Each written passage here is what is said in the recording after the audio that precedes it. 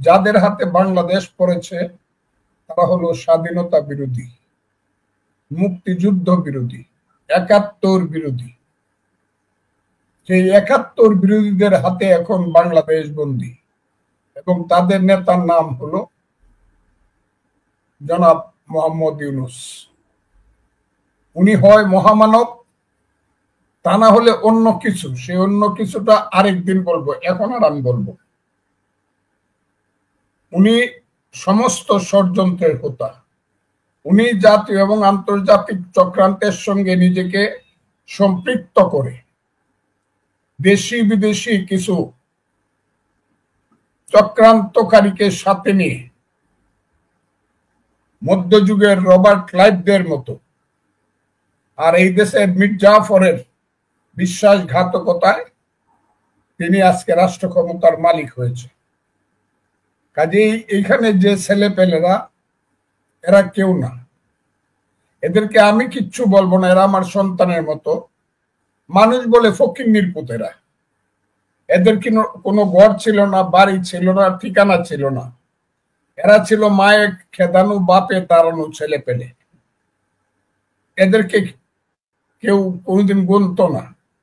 এদেরকে ট্রেনিং দিয়েছে একদল লোক। শোনা যায় অনেক দেশে যুদ্ধে আত্মহত্যা করানোর জন্য একদল সন্তানকে, মা বাবার পরিচয়বিহীন একদল সন্তানকে ট্রেনিং দেওয়া হয়। যাদের মা বাবা, কাজে মা বাবার পরিচয় যেহেতু তাদের নাই, তাদের কোনো মায়া দয়াও নাই, তাদের জন্য কান্নার লোকও নাই। এই কিছু ছেলে পেলেকে আমাদের একটা কালো শক্তি, যারা 1971 সনের মুক্তিযুদ্ধে পরাজিত হয়েছিল, যাদের পূর্বপুরুষেরা, সেই পরাজয়ের গ্লানি যারা ভুলতে পারেনি, তারাই ওই সব মায়ে খেদানো, বাপে তাড়ানো ছেলে পেলেকে বহুদিন ষড়যন্ত্রমূলক ভাবে ট্রেনিং দিয়ে বিভিন্ন ভাবে রেডি করে, প্রস্তুত করে 5ই আগস্টের একটা ঘটনা ঘটিয়েছিল বা ঘটিয়েছে। এইসব ছেলে পেলেদের কথা যদি আপনি আমাকে বলতে চান, আমি উত্তর দিতে পারবো না।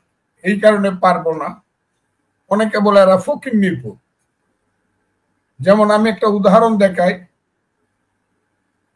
গত কয়েকদিন আগে 5টি ছেলে এক বাড়ি থেকে 10 লক্ষ টাকা আনলো গুলশানে। আবার যখন 90 লক্ষ টাকা আনতে গেল, 1 কোটি টাকার চাঁদা, পুলিশের হাতে ধরা পড়ল। যে ছেলেটি তার প্রধান সমন্বয়ক, তার নাম রিয়াদ। দেখা গেল সেই ছেলেটির বাপে রিক্সা চালায় বাড়িতে, এবং বাড়িতে বিল্ডিং উঠতেছে কোটি টাকা। এই যে রিয়াদ রিক্সাওয়ালার ছেলে, রিক্সাওয়ালা খারাপ জিনিস আমি বলবো না, আমি তাকে অশ্রদ্ধা করি না, কিন্তু রিক্সাওয়ালার ছেলেরা যে সমন্বয়ক হইয়া, ফকিন্নির ছেলেরা এইভাবে কোটি কোটি, শত শত কোটি টাকার মালিক হয়ে, আঙ্গুল ফুলে কলা গাছ, কলা গাছ ফুলে বট গাছ হইয়া এই দেশটাকে লুণ্ঠন করতেছে। সেই লুণ্ঠন করতে দিতেছে জামাত ব্যক্তিগতভাবে তাদেরকে, আর জামাত বাংলাদেশের সমস্ত প্রতিষ্ঠান লুট করতেছে। আর এই লুণ্ঠনকারীরা এবং প্রতিষ্ঠান লুণ্ঠনকারীরা, এরা বিএনপির সামান্য ত্রুটি বিচ্যুতি, চাঁদাবাজিকে সারা পৃথিবীর সামনে কলঙ্কিত করে তুলে ধরছে। 2 সাপের 1 বিষ, নৌকার ধানের শীষ। বিএনপি চাঁদাবাজ।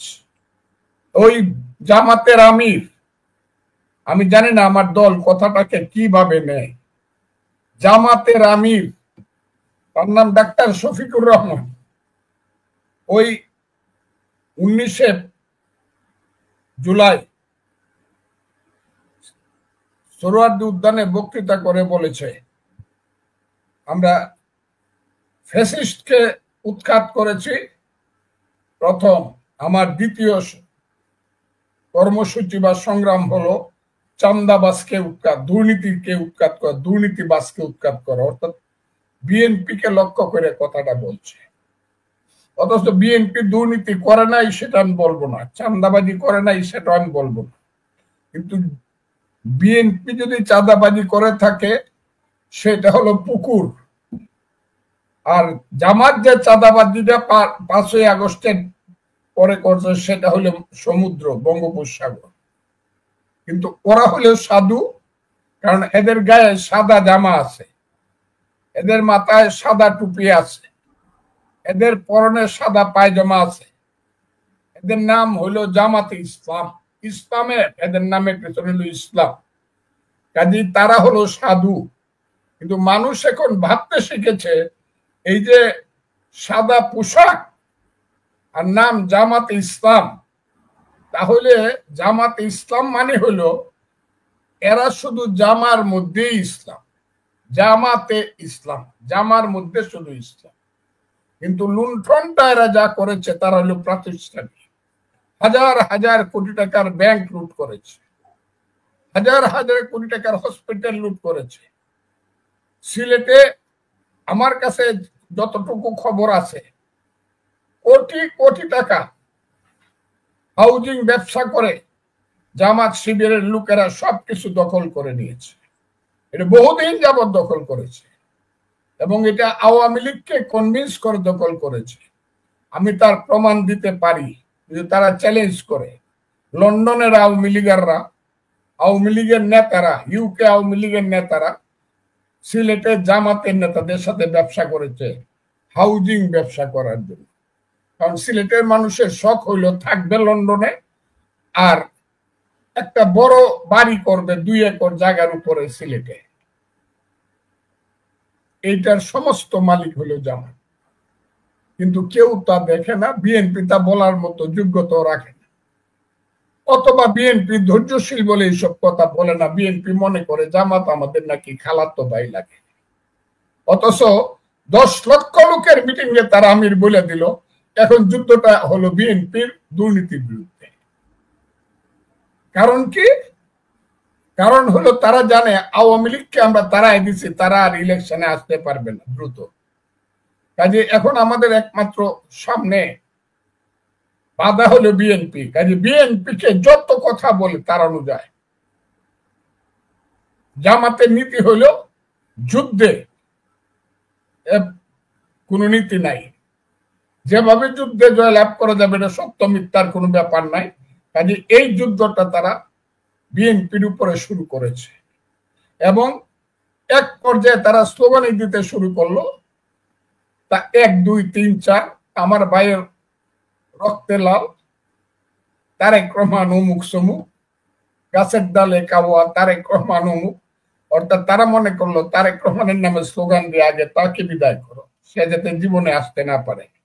আর বিএনপির নামে কত বিশ্রী কুশ্রী স্লোগান দিল। সেইভাবে জামাত আজকে সারা দেশের মধ্যে একটা অধ্যায় সৃষ্টি করার চেষ্টা করছে, যে অধ্যায়টা হবে একটা অন্ধকার অধ্যায়।